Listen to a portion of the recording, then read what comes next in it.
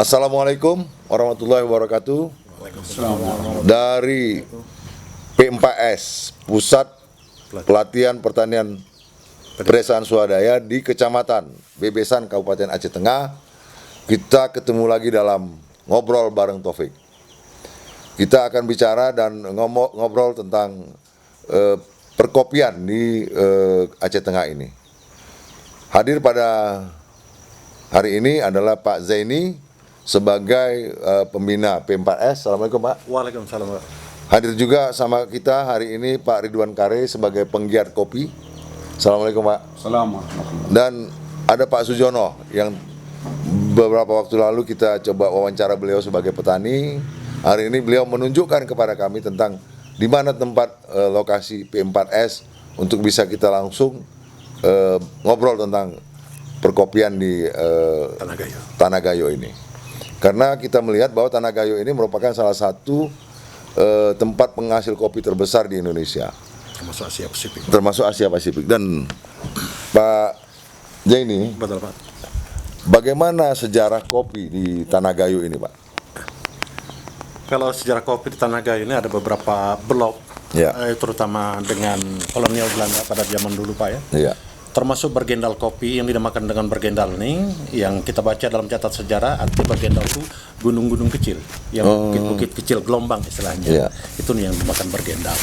Kemudian tersebar juga di Blok C sampai Bandar Lampahan, Bandar Lapangan di mana? di Kecamatan Bandar Meriah. Bandar Meriah. Ya. Kecamatan Mangajati. Kemudian ada beberapa wilayah lagi, kemudian di Payatumpi juga ada penyebarannya beberapa titik. Kemudian yang selalu menjadi catatan sejarah kopi juga masuk daerah kita ini yang duduk pada posisi sekarang ini, yaitu Desa Blanggele. Blanggele. Ya, ini bekas binaan juga kolonial Belanda, tapi bukan secara menyeluruh, tapi beberapa perkebunan mereka, dan bahkan di sini salah satu tempat-tempat pengolahan kopi, proses kopi pada saat itu, Pak. Pada saat itu. Dan makanya dibuat nama jalan ini Jalan Maskapai. Jadi, iya, maskapai itu dalam bahasa Belanda kalau kita pelajari kemarin, kita tanya tentang bahasa itu, maskapai itu adalah perkumpulan. Tentu mungkin perkumpulan kalau hari ini mungkin seperti jenis koperasi lah. Makanya ada halan-halan mereka masih ada. Artinya tempat-tempat proses pengolahan mereka Sampai sekarang? Sampai sekarang, tapi sudah mungkin udah hancur-hancuran lah. Sudah sekian tahun yang lalu. Nah, jadi Bargendal, Burmbios, termasuk pemecahannya di Bandar Lampahan tadi, juga Payatumpi, terus di Blanggele ini, itu yang sering disebut di dalam buku, dalam catatan sejarah kopi. Nah, di sini orang-orang Belanda dulu berkebun bertani kopi, kemudian sebagai awak pekerjanya itu sebagian besar itu dari kalangan masyarakat Jawa. Tahun berapa itu Belanda menanam kopi di sini? Ada dalam catatan sejarah seperti Bapak yang katakan tadi, 1937. 1937, ada dalam catatan sejarah juga 1924. 1824. 1824. 1837. 1824. Ya. Ini kebenarannya nanti marilah kita evaluasi bersama.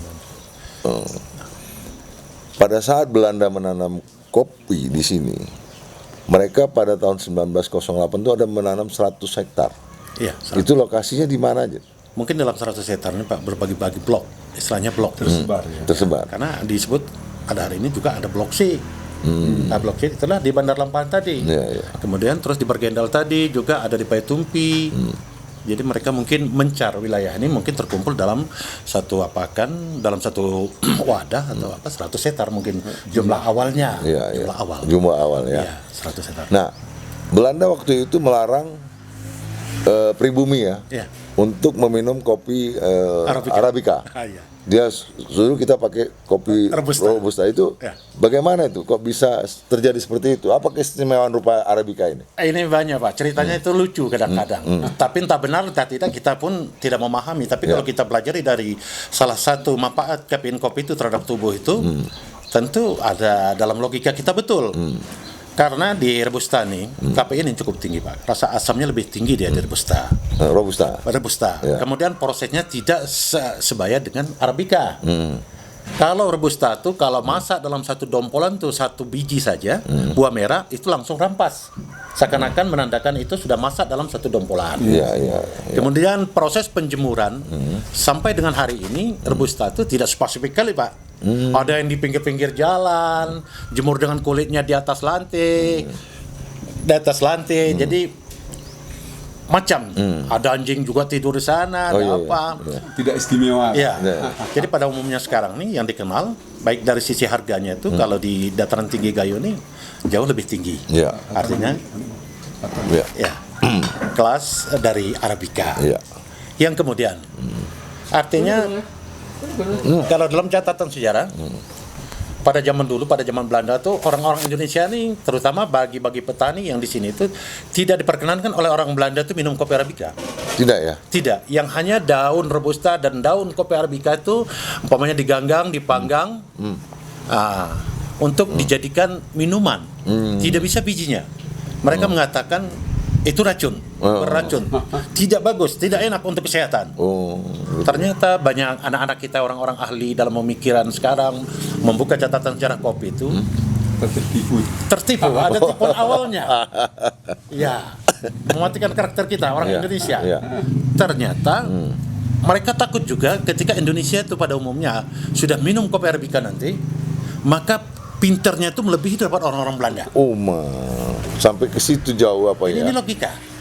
Logika kita yang Jadi menggambarkan. minum kopi Arabica ini bisa buat pinter gitu? Betul, Pak. Iya. Iya, artinya terutama bagi orang-orang yang sudah usia seperti kami dengan bapak-bapak ini, itu ada ukuran lokinya itu. Kalau dalam buku manfaat kopi itu terhadap tubuh, berapa gram yang harus kita asup satu hari itu? Berapa gram itu? Itulah maksudnya berdasarkan usia, Pak. Berapa usia itu, berapa loki yang harus kita minum dan berapa gram kopi itu untuk membalikan saraf pikir yang sudah lemah, kemudian menetralisir darah, kemudian mengobati jantung, dan untuk ibu-ibu itu anti kanker payudara. Itu ada di kopi Arabica. Ada di Arabica. Kalau Robusta nggak ada itu? Kalau di Robusta saya belum pernah temukan itu sebenarnya. Belum ya? Ya, karena keasamannya itu sangat tinggi sekali untuk Tinggi, Robusta. ya. Dan proses awalnya itu tidak seindah Arabica. Ya. Makanya dianjurkan untuk anak-anak di Gayo ini mulai usia TK itu dipaksakan untuk minum kopi supaya timbul satu pencerdasan. Salah satu contoh yang realnya kita lihat pada zaman-zaman dulunya sebelum ada orang ahli-ahli kopi dan penemuan-penemuan seperti hari ini, kalau cucu-cucu tuh demam, Pak ya, demam cucu tuh umpamanya panasnya tinggi, cukup dengan bubuk tuh, oleskan di kepala tuh, Bubuk kopi. bubuk kopi, demamnya itu akan turun. Baru denger nih. Itu pada zaman-zaman dulunya sebelum ada artinya perilaku penemuan. Paracetamol ya. Sebelum ada Seperti itu. Iya, iya. Tenaga medis yang Nah, luas. iya, iya. Nah, dan bahkan kakek-kakek kita dulu kalau nggak minum kopi katanya nggak terang dunia nih. Iya, iya. Gelap, ngantuk di situlah. Pola pikirnya bungkam lah. Iya, iya. Jadi ini mungkin dari gaya, artinya dengan keterbiasaan dalam minum kopi mungkin, atau pengaruh kafein yang bermanfaat di dalam kopi itu ada sebelum adanya pembelajaran seperti dini hari. Iya. Nah ini Iya. ini tentang sejarah catatan kecil tentang kopi Arabica dan Robusta. Robusta. Sebagai penggiat kopi nih Pak Ridwan ini. Oh iya, Pak. Apa yang harus dibantu petani ini atau apa yang harus dilakukan kepada petani ini untuk bisa lebih di atas lagi, apakah produksinya, apakah pengolahannya, sistemnya gimana Pak? Iya. Ini kan sebenarnya terikat dengan apa namanya itu ya, penguatan keahlian, ya pemahaman misalnya tentang kopi, bagaimana pendekatan dengan kopi. Karena kopi ini kan kalau di Gayo ini kan tanaman budaya ini. Ya, Orang tidak ini ya, orang apa namanya kalau tidak punya kopi, ya walaupun bukan orang Gayo gitu. bukan orang Gayo. Kalau tidak kopi sebenarnya itu tidak, bukanlah petani misalnya misalnya petani di sini. Walaupun mereka tidak berpikir bagaimana produksi meningkat, bagaimana kualitas kopi tadi itu bagus, misalnya itu tidak penting tanam ya. Perawatannya seperti apa, itu yang sebut tadi pendekatannya bagaimana, itu yang tidak. Jadi saya kira walaupun saya petani pemula sebetulnya, saya senang sekali melihat ini sebagai sebuah apa namanya denyut kehidupan bagi Masyarakat Gayo ya, ya, bagi masyarakat Gayo. masyarakat Aceh Tengah ya, benar-benar, dan juga mungkin Gayo sekarang Gayo Lues. Jadi ini yang harus saya kira disiapkan. Nah kita ini hampir menjadi petani itu petani otodidak. Nah, Turun-temurun, ya. Jadi pengetahuan itu mungkin masih sangat sedikit orang-orang seperti Pak Zaini misalnya belajar sedemikian rupa kemudian memiliki kemampuan. bagaimana bisa mengatur buah ini bisa dari pangkal cabang sampai ke ujung itu bisa berbuah, Iya. itu dia cari gitu. Ya kalau umpamanya masyarakat kita bisa menguasai ini misalnya, itu kan sangat bagus. Dan cara menguasai itu menurut kami bukan harus dengan pribadi petani itu. Katakanlah petani kita itu kan mungkin sebagian sudah uzur, Iya. sudah tua. Iya. Kopi dia masih tumbuh, tapi tidak lagi terkelola secara baik. Mau diharapkan dia mendapatkan pengetahuan, pemahaman yang baik tentang kopi itu tidak bisa lagi dipaksakan ya. Iya. Mungkin harus ada orang. Ini.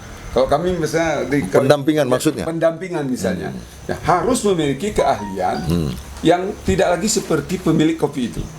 Ya, meskipun nanti caranya itu saya kira itu bisa saja dimusyawarahkan namanya, diatur apakah berbagi hasil, dia bekerja di situ. Kalau petani kita langsung bayar hari itu sebagai upah, ongkos orang bekerja itu berat.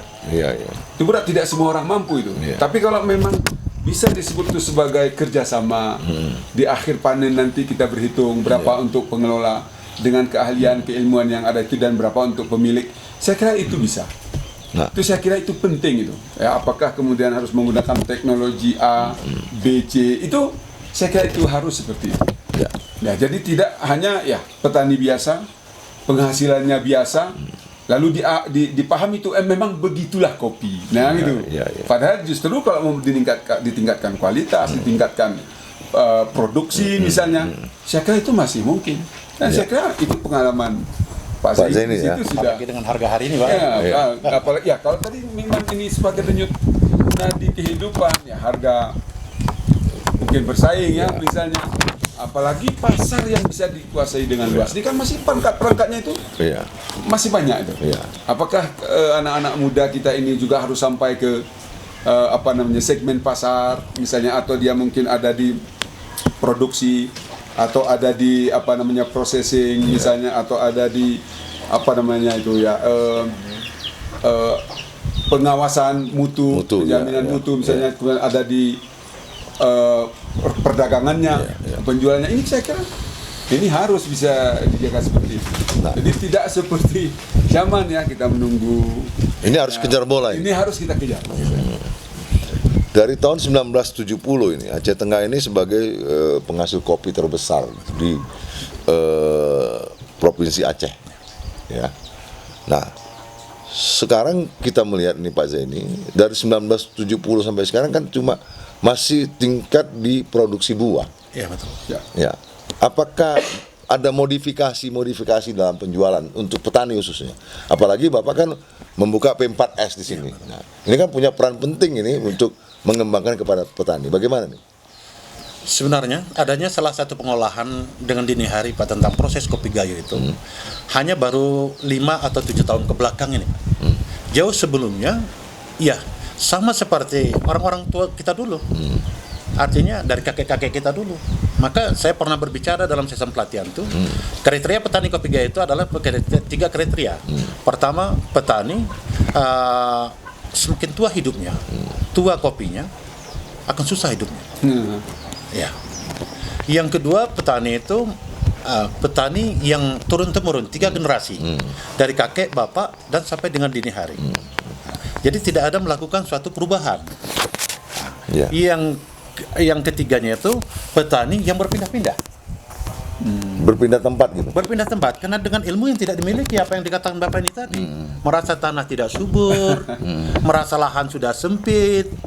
Ya. Jadi nah persoalan yang akan timbul lagi pembukaan lahan baru. Nah, tebang hutan lagi, Pak. Penebangan hutan lagi. Ya. Merasa mereka tidak cukup dengan lahan yang ditinggalkan dengan berdasarkan warisan orang tua kah? Ya.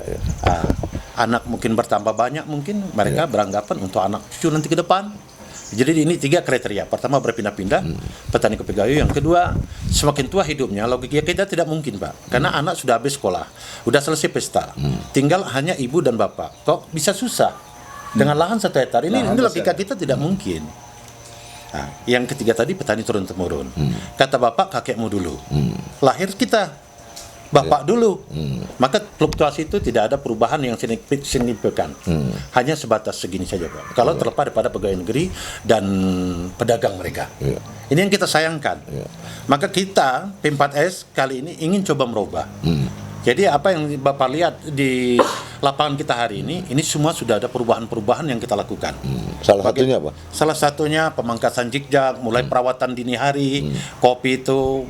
Jadi tidak susah lagi petaninya, walaupun mereka hanya sebatas ilmu pemahaman tentang kopi itu, tapi mereka tidak susah lagi untuk melakukan pemangkasan perawatan lah. Jadi sudah kita lakukan pada usia dini kopi itu. Nah, kemudian kalau dulu tinggi kalinya sampai 2 meter, 170, sehingga banyak kerugian-kerugian yang tidak dianalisa oleh petani itu sendiri. Kerugian rontok pada bunga, susahnya cara pemetikan, susahnya orang mengambil upahan pamannya, seharusnya dapat 8 kaleng, 7 kaleng per satu hari pada saat pasca panen besar, sehingga mereka hanya mendapatkan 4 kaleng, karena terlampau tinggi. Maka kita coba untuk merubah. Dari pola tanam juga begitu. Jadi pemanfaatan sesuai dengan harapan pemerintah itu, artinya pemanfaatan pada lahan sempit itu hasilnya yang cukup tinggi. Intensifikasi. Kita coba melakukan pola tanam PGS, pagar ganda segitiga. Artinya sesuai, walaupun jarak tanam itu agak rapat, tapi sesuai dengan standar SOP yang kita lakukan. Berapa jarak tanamnya? Kalau biasa untuk Arabica 2,5 kali 2,5, Pak. 2,5 kali 2,5. Itu apa? Bersentuhan ya antara ujung itu dengan ujung. tadi berdasarkan ilmu. Kalau ilmunya ada seperti ini 2-3 kita buat, Pak, tapi tidak berjumpa cabang. 2 kali 3. 2 kali 3. Karena mulai dari dasar penanaman itu kita sudah mulai membentuk mereka. Nah, jadi kita tidak biarkan perawatan sejak ya, dini ya. Kemudian artinya dari sumber benihnya itu terpilih dari jenis apa dia. Ada yang memang betul-betul kanopinya itu percabangan tuh artinya melebar sekali, yang tidak mau merunduk dia. Ada juga yang jenis merunduk. Jadi dia tuh bisa mempersempit gang. Kita lihat sempit tapi kita masih bisa laluasa seperti ini. Dengan usia seperti ini masih kita laluasa. Jadi tentu saja menyikapi pembicaraan kita tadi bagaimana upaya untuk merubah. Yang ketiganya Pak, artinya maju mundurnya teknologi pertanian itu, baik itu perkebunan itu salah satu yang Bapak ungkapkan tadi karena teknologi. Kalaulah teknologi ini tanpa ada perubahan teknologi yang kami lakukan sebagai petani, tentu usia semakin berlanjut, Pak ya. Tentu tidak semaksimal mungkin yang bisa kami harapkan untuk melakukan kegiatan itu. Makanya pemerintah mengharapkan, dari buyer-buyer juga mengharapkan, akhir-akhir ini mungkin tercetus di mata dunia kopi gayo terlibat dengan tingginya pemakaian glifosak, racun-racun rumput. Nah, tentu ini dalam satu hektar itu 10.000 meter. Kalaulah usia seperti kami ini untuk melakukan manual, saya pikir sampai 3 bulan, 4 bulan. Sementara di mata para buyer tidak ada perbedaan dalam nilai keorganikan murni itu dengan yang memakai herbisida. Tentu logika kita tidak akan mau petani lakukan. Karena perilaku pekerjaan itu di antara organik dengan non organik itu tentu hampir nggak usah 10 kali lipat, 7 kali lipat lebih berat daripada melakukan keorganikan itu. Ya, organik lebih berat ya. Oh, lebih berat, Pak. 7 kali lipat. 7 kali lipat menurut hemat saya. Karena penyemprotan itu dalam 1 hektar itu mungkin 3 hari selesai, Pak ya. Ini Bapak sering melakukan, para pekerja. Kalau membabat itu 3 bulan, membersihkan dengan cara manual. Kalau itu pun dalam kondisi sehat. Kalau udah kayak usia kami dengan bapak-bapak ini, mungkin bisa jadi 6 bulan. 6 bulan sudah tumbuh lagi di belakang. Bergilir terus dia. Nah ini artinya dampak-dampak, dan persoalan ini bukan persoalan tahun kemarin, Pak. Sudah puluhan tahun yang kita ajukan sama petani. Artinya coba lakukan perubahan oleh para koperasi-koperasi dan buyer-buyer pencinta kopi dunia tuh. Lakukanlah berapa persen perubahan tuh daripada memakai non organik dengan memakai apa, herbisida. Nah, tadi Pak Yono pada saat kami berbincang-bincang beberapa waktu yang lalu itu menyatakan bahwa tenaga kerja agak sulit ini. Ini gimana nih sebagai penggiat ini Pak Ridwan mengenai tenaga kerja ini? Disebutkan misalnya oleh Pak Zain itu, kita dengan lahannya 1 hektar itu pekerjanya minim. Mungkin itu pekerjanya suami dan istri. Anak-anak yang sudah besar mereka sudah punya lahan sendiri. Nah ini kan nggak mungkin lagi mereka juga mengelola ini ya. Ini memang betul, ini terasa. Ini terasa ini. Bagaimana mengatasi ini? Ya, mengatasi itu menurut kami itu memang harus disiapkan tenaga di luar tadi. Bisa saja sifatnya kemudian setelah dia dibekali dengan pengetahuan kopi, ya mungkin juga memiliki sertifikat ahli misalnya dalam bidangnya Atau masing-masing. teknologi tadi Pak ya. Nah, itu dulu misalnya. Karena teknologi juga akan terikat dengan ilmu itu. Iya. Teknologi yang kita gunakan terikat dengan ilmu itu. Jadi setelah itu kita siapkan, nah itu yang kita harapkan bisa menjadi tenaga kerja baru walaupun sifatnya kontrakan, dan ini jelas-jelas menghilangkan pengangguran.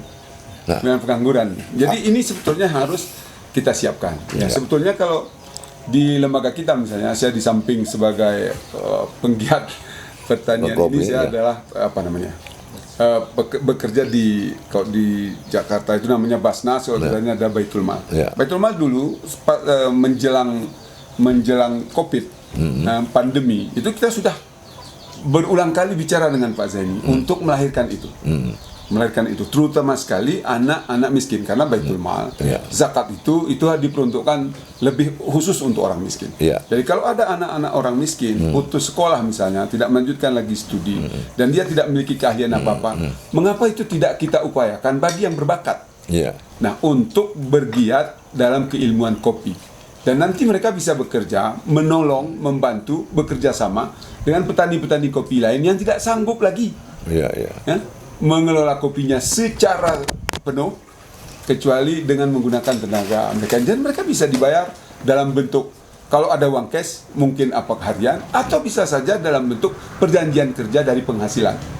Jika panen terjadi, misalnya panen kali ini, periode ini, persentasenya itu bisa disepakati. Saya kira itu bagian dari jalan untuk bagaimana supaya kopi-kopi yang ada ini, yang sudah luput dari perawatan, tidak terkelola dengan baik misalnya, itu bisa disiapkan tenaga ini dia.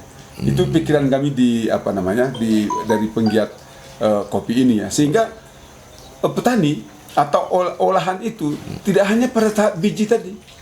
Kalau memang ada inovasi misalnya ya, karena begini, kalau ini misalnya produksi itu satu segmen. Ini ahli dalam produksi, bisa dibanyakkan penghasilannya misalnya, kuantitas produksinya. Nah, ini ahli processing misalnya. Processing itu di tingkat apa? Apakah processing pengolahan biji saja, sampai green bean misalnya, atau bisa sampai dengan dalam bentuk serbuk bubuk, atau mungkin menjadi permen, menjadi apa misalnya. Karena sudah ada Pak sabun kopi, nah itu sampo kopi, dan lain-lain. Jadi saya kira ke arah itu, ya, sehingga tadi petani itu dia menjadi pemilik produk itu mesti. Menjadi pemilik. Selama ini kan bukan. Ya, kita begitu jual, udah selesai. Petani seperti itu keadaannya, yang sejahtera, yang pasca yang mengelola panen itu, yang itu tadi Pak yang saya katakan tadi, petani turun temurun. Kakek kita dulu pun seperti itu. Petik dia hari ini, giling nanti sore, besok di jemur, datang toke, jual. Sampai dengan hari ini, sampai kami dengan Bapak. Nah, tadi menariknya Baitul Mal ini pernah mengajak kerjasama dengan Pak Zaini. Ini bagaimana pandangan Pak Zaini ini? Saya pikir terharu saya kemarin tuh Pak. Nah, terharunya? Artinya masih ada minat-minat orang seperti Bapak nih. Artinya mengajak untuk memberikan inovasi pada anak-anak didik, terutama bagi anak yatim piatu. Tentu janda-janda tua memiliki lahan kopi pada umumnya di Aceh Tengah pasti ada. Tapi mereka tidak sanggup lagi untuk melakukan kegiatan dan aktivitasnya dalam kebun kopi itu. Kenapa tidak kita salurkan dengan berdayakan anak-anaknya? Dan itu juga persentasenya berapa itu Pak di Aceh Tengah? Kita belum hitung itu. Kita belum hitung itu. Artinya ketersediaan lahan dengan kekurangan tenaga kerja, itu data pada kami itu belum ada. Baitul Mal itu belum ada Pak. Ya, tapi ini kan bisa, kalau pendataan itu kan bisa saja kita lakukan bersifat sporadik. Sporadis ya, bersifat sporadis ya. Artinya kita data, ini data.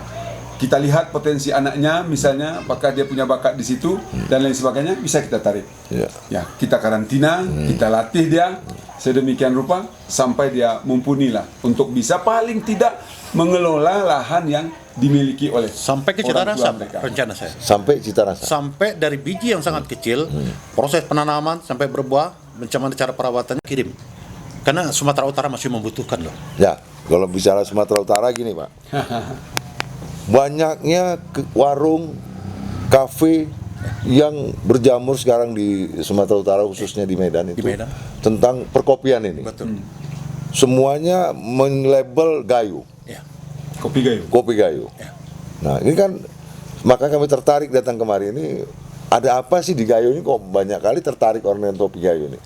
Nah, ini kan artinya pasar masih terbuka lebar ini untuk kopi Gayo ini ya, masih terbuka lebar. Nah, dengan rencana kerjasama ini antara Baitul Mal dan Pak Zaini.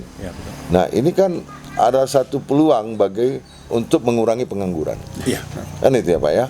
Nah, kapan rencana yang mau dilakukan ini Pak, gerakannya? Tentu ini Bapak Ya. yang bisa menjawab. Itu mungkin Baitul Mal yang berhak menjawabnya. Kita punya program tuh. Program di tahun ini, sebenarnya setiap tahun sudah kita programkan, tapi ini kita terhambat dengan pandemi. Beberapa pelatihan life skill untuk anak-anak orang miskin di sini itu berhenti. Dapat kita katakan 2 tahun ini itu nol, Pak. Jadi tidak seperti sebelumnya. Karena Jadi tahun ini kalau peluang Indonesia Sehat ini sekarang bagus misalnya, tahun ini itu sudah bisa kita lakukan. Kalaupun tidak beberapa kali termin, mungkin 1 kali termin itu harus kita lakukan. Satu termin rencana berapa orang? Satu termin itu tergantung. Kita boleh buat klasikal bisa 4, 5, 6 silahkan, tergantung pada peminatan. Nah, mengapa kami penting sekali dengan kopi? Karena memang orang Gayo ini hidup dengan kopi. Dan ini harus dilanggengkan, Pak. Iya. Harus ada orang Gayo yang memang dia memiliki kopi dan dia harus ahli di kopi itu, dan kalau menjadi narasumber tentang kopi mestinya juga dari sini. Iya. Nah, kalau mau dipakai untuk tenaga misalnya mau jadi Ciawi di mana seperti Pak Kaisang kemarin datang kemari, kita bisa Oh, distribusi. Pak Kaisang anak Pak Jokowi?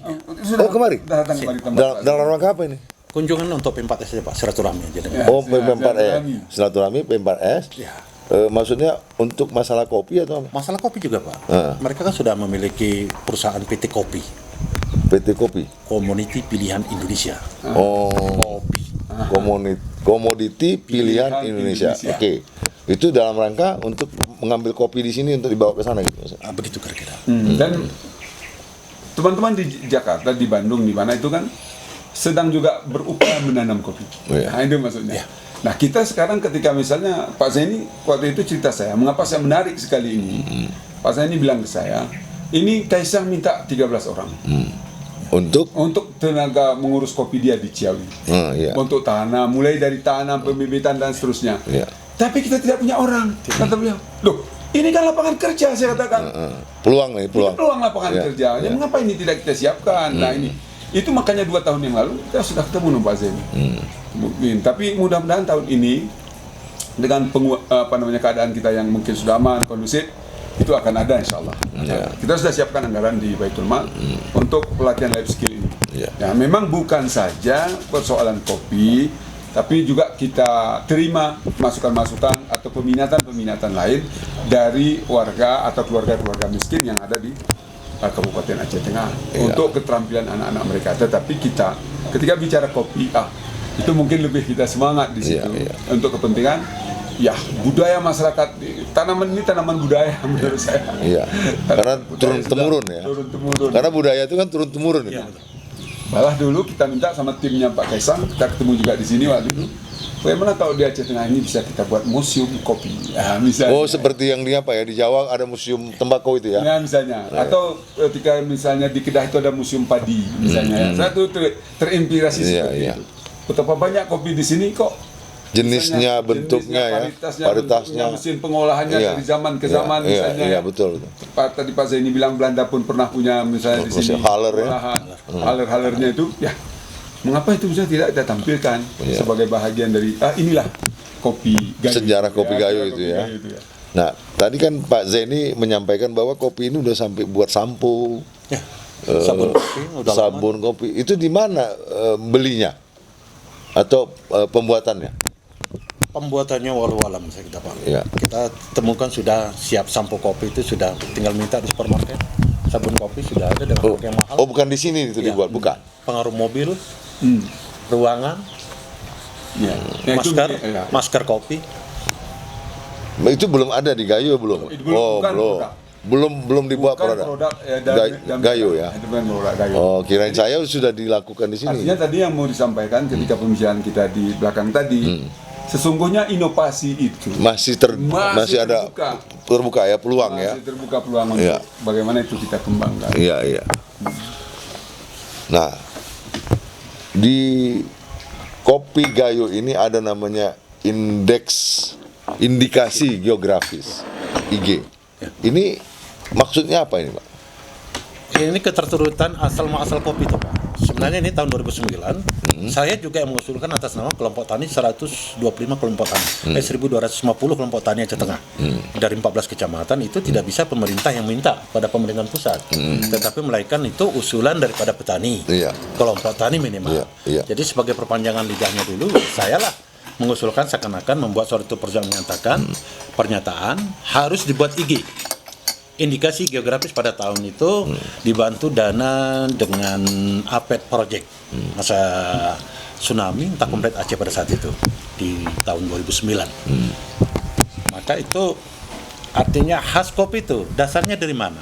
Karena dulu Gunanya IG ini apa, Pak? membentukkan suatu wilayah, Pak. Wilayah. Indikasi geografis wilayah Khas geografis khas kopi Gayo itu. Khasnya itu apa? Artinya gini, dibuat IG ini kan misalnya ada tujuan pemasaran, tujuan dari lahan atau tujuan Ya ke pemasaran, pada dasarnya di pemasaran tuh. IG itu artinya indikasi geografis itu bagaimana ciri khas kopi Gayo itu. Tempatnya, geografisnya itu gimana? Contoh seperti Pemangkasan. Pemangkasan kopi Gayo itu dalam teknis budidaya Pemangkasan itu, Pak, ya, yang hanya ada di Gayo. Seperti ini dengan nama Pemangkasan itu Pemangkasan ala Koker. ala koker. Yaitu yang hanya ada di Gayo. Kalau di Jawa itu mungkin daerah seperti Tomping, Pangkas Mersi, Pangkas Tingkat. Tapi kalau di Gayo itu memang ala koker nama pemangkasannya. Yang hanya ada jumpa itulah di kopi Gayo. Pemangkasan itu. Pemangkasan itu apanya yang dipangkas, Pak? Jadi sehingga ada macam Ada hasil. spesifik. Pemangkasan bentuk tuh, Pak, cabang tuh.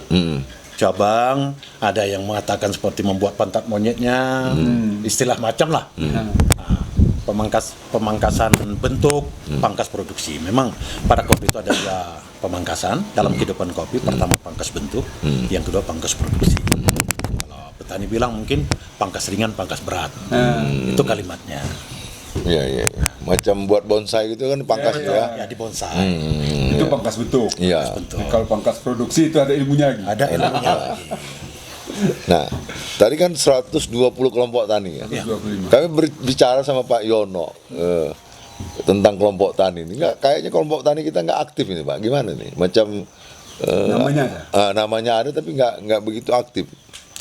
Justru inilah, Pak, artinya dari sudut pembinaan kacamata pemerintahan. Ini contoh seperti kemarin ulang tahun Kota Takengon, saya ketawa aja kalau tengok di Facebook, Pak. Yang diberikan penghargaan kepada penyuluh. Ini salah menurut hitungan saya. Seharusnya yang dibina oleh penyuluh itu. Mana petaninya lo? Berhasil. Yang berhasil.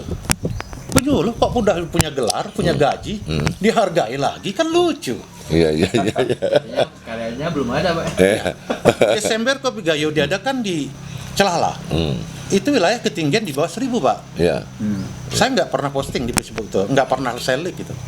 Salah itu kriterianya. Kalau nanti orang pecinta-pecinta kopi dunia itu dengan sesuai adegan tarian macam segala itu kepingin mereka ke daerah itu menuju. Apa yang bisa disaksikan oleh masyarakat itu bukan kita kecil hati ya.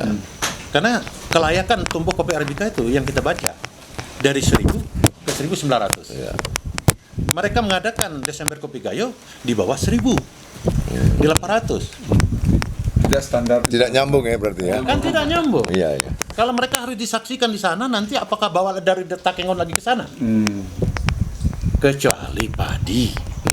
Menyekot, apa istilahnya, carikan macam segala pada saat panen padi itu silakan. Inilah keterbatasan. Iya. Jadi saya bukan merasa kecil hati. Menurut hemat saya mungkin 10 tahun ketika kami sudah hilang, Pak. Satu orang saja yang mampu seperti saya tidak bisa didanai oleh pemerintah daerah yang menyatakan bahwa PAD daerah itu terbesar dari kopi 3 miliar per 1 tahun. Tapi belum pernah saya dengar bisa membiayai satu orang sebagai pemateri narasumber kah? Ketika muncul seperti saya pemuda-pemuda tani milenial tadi 10 orang, apakah mungkin bisa daerah membiayai? Ini sedikit kalau kita berbicara seperti itu. Betul. Maka saya kalau ada pun pemuda seperti anak-anak saya nih ingin maju, saya terima kasih umpamanya, tapi jangan pernah dalam benak kalian tuh mengharap secuil apapun dari pihak pemerintah. Kalau selalu berharap kalian nanti, kalian akan kecewa dan mentok pekerjaan kamu. Siap nggak seperti Bapak? Karena kita 2010 kalau dalam catatan kita Pak ya, salah satunya kita lah pemecah rekor kopi Gayo. Pecah rekor tentang Cita rasa kopi di Bali. Juara satu tingkat Cita rasa nasional. kopi. Iya. Hasil dari olahan atau Iya, pertama racikan? dari kebun kita.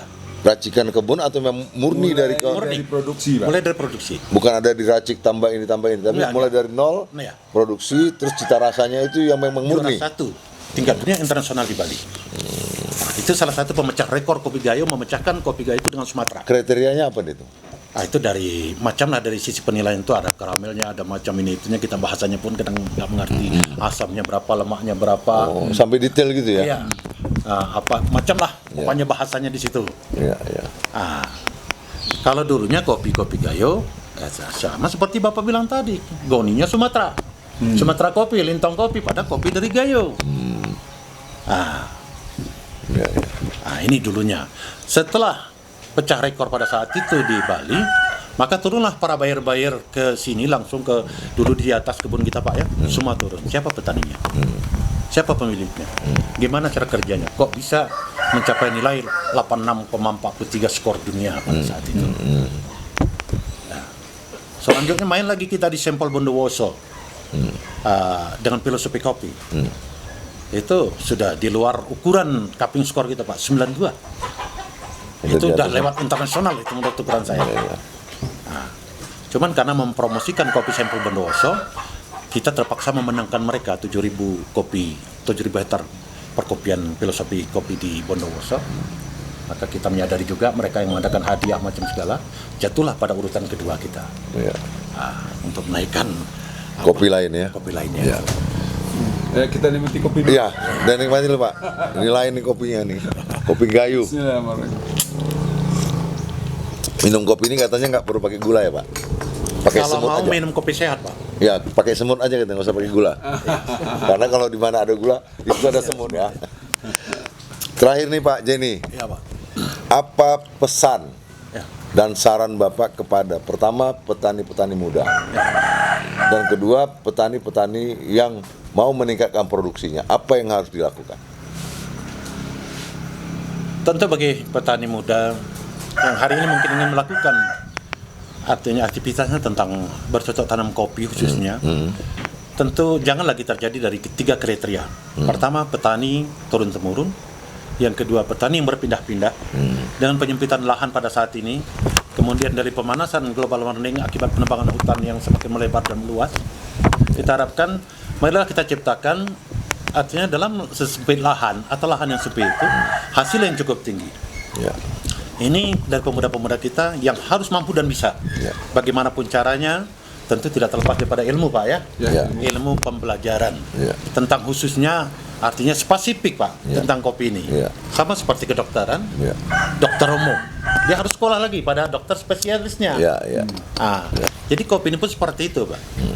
Jadi hendaknya pemuda itu sebelum melakukan aktivitas dan kegiatan itu artinya belajar dulu ilmunya. Karena dengan ilmu itu dalam pepatah itu hidup lebih mudah. Ya. Nah, ini harapan kami. Kemudian yang tidak terlepas artinya dari pihak pemerintah sedikit berikanlah penghargaan untuk mensupport mereka. Nah, tidak ada ruginya. Dan bahkan mungkin tahun ini kita adakan di Kampung Bener Meriah BM lomba usaha tani perkebunan rakyat Kabupaten Bener Meriah, dan itu kita pencetusnya pada tahun 2007 yang tidak ditindaklanjuti oleh pemerintahan kita di Kabupaten Setengah. Kalau sempat itu terjadi setiap tahun, berani pemerintah memberikan hadiah, memang betul-betul hadiah, saya pikir kerjaan penyuluh nggak ada lagi Pak. Ya. Kalau tentang kopi. Ya. Nah, Karena ini harapan berlomba sendiri. berlomba Berlomba sendiri. sendiri, ya. Mau organik, mau apapun, kita pencetusnya Pak tahun 2007 tuh. Artinya punya piagam penghargaan juga bahwa pencetus awal lomba usaha tani perkebunan rakyat Kabupaten Setengah. Dan ini yang sedang kita susun beberapa hari kemarin yang dilakukan di Bener Meriah. ya. Baik itu keorganikannya, dan di samping itu kita berikan materi untuk pembelajaran para petani-petani yang kita nilai. Dia petiknya bagaimana, pembersihan manualnya gimana, apakah dengan semprot, apakah bagaimana. Jadi ada kriterianya untuk calon-calon pemenangnya nanti di sana. Ya. tentu harapan kita tadi sekali lagi usaha kita bersama jangan lagi melakukan penebangan hutan yang secara membabi buta. Artinya pemanasan global warming ini mungkin sementara dalam hitungan 0, sekian derajat setiap harinya akan berpindah. Tentu dengan tingginya panas matahari itu akibat penebangan itu sehingga dapat berpengaruh pada tanaman kopi gayo yang begitu indah nanti akan ke depannya. Ya. Jadi harapan kita, marilah kita antisipasi dan kerjasama kita dengan pihak pemerintahan itu memang harus selalu ada. Ya. Ini harapan kami. Kemudian kembali kita ke alam, mari ciptakan keorganikan yang sangat murni, sehingga kita dengan melakukan keorganikan itu bahwa kita sudah dapat menyelamatkan jiwa manusia dan kesehatan kita bersama, karena kopi itu sudah termasuk dalam konsumsi dunia. Iya. Kalau Ya, Pak Ridwan, ya Pak. perlu nggak ya satu badan untuk khusus mempelajari kopi? Jadi misalnya gini, saya ini tamatan SMK Pertanian, seperti yang disampaikan Pak Zain itu, perlu spesialis kopi. Perlu nggak itu diadakan sekolah tentang perkopian ini selama 1 tahun ke apa 2 tahun untuk spesialis? Bagaimana pandangan? Jangan 1 tahun lagi Pak, selamanya. Enggak, maksudnya untuk mengambil ilmunya. Pak Taufik ya. Memang pemerintah saya kira juga, terutama saya di kalangan perguruan tinggi itu sudah mulai melek di situ. Misalnya kita punya universitas swasta di sini, Universitas Gajah Putih itu. Tahun ini mereka sudah punya prodi kopi. Khusus prodi kopi. Program studi kopi. Oh, ada berapa semester itu? Ya itu memang ini program S1 kalau nggak salah tuh. Oh, program S1-nya? Program S1 dia. Jadi dia ada di pertanian itu ada satu program studi namanya program studi kopi. Sudah dimulai itu. Nah, tetapi untuk mengejar kemajuan produksi dan juga tentu berpengaruh kepada peningkatan ekonomi masyarakat. Saya kira sekolah kopi yang terbatas itu tadi penting. Penting ya. Ya, Baitul Mal sebetulnya. Tahun ini fokus mungkin di situ. Kita mungkin produksi nanti dengan Pak Zaini, bagaimana ini meningkatkan produksi, itu mungkin segmen Pak Zaini mungkin. Bagaimana processing, misalnya, itu segmen mungkin lembaga lain yang memang sudah terakreditasi misalnya di situ. Nah itu ini bisa saja terpisah, bisa sekali jalan. Ini kelompok produksi misalnya 20 orang, ini kelompok processing 20 orang peserta misalnya, terus kelompok barista misalnya. Soal cita rasa ya, barista misalnya 20 orang, kemudian persoalan sensorik misalnya itu, jaminan mutu mungkin 20 orang. Bagi yang mau bergiat menjadi pedagang misalnya, itu mungkin satu segmen lagi, nanti satu segmen lagi. Itu untuk percepatan, dan ini sebenarnya untuk mengejar ketertinggalan saudara-saudara kita yang miskin, karena Baitul Mal sekali lagi itu harus digarisbawahi. Itu untuk orang miskin. Nah, jadi saya kira bagian dari pengentasan kemiskinan. Kalau nggak orang miskin itu harus bayar. Itu harus bayar. Harus bayar ya. Harus bayar. Khusus orang miskin gratis. Urus orang miskin gratis dari Baitul Mal. Ya, Insya Allah tahun ini kalau maksud saya jangan ada diskriminasi. Jadi kalau misalnya saya ada uang mau belajar boleh. Boleh ya. Tapi harus bayar. Berbayar ya. Jadi kalau itu nanti kita siapkan itu boleh. Boleh ya. Karena zakat itu haram untuk orang kaya itu. Iya. Haram Pak. Haram itu bahasanya harus disebut. Iya. Jadi saya kira itu penting, itu perlu. Iya. Itu sangat dibutuhkan sekarang. Iya. Kalau dari studi misalnya prodi kopi tadi itu kan masih jangka panjang. Iya. Kalau kita berharap dia langsung aktual dalam praktek, dalam kehidupan, itu tidak.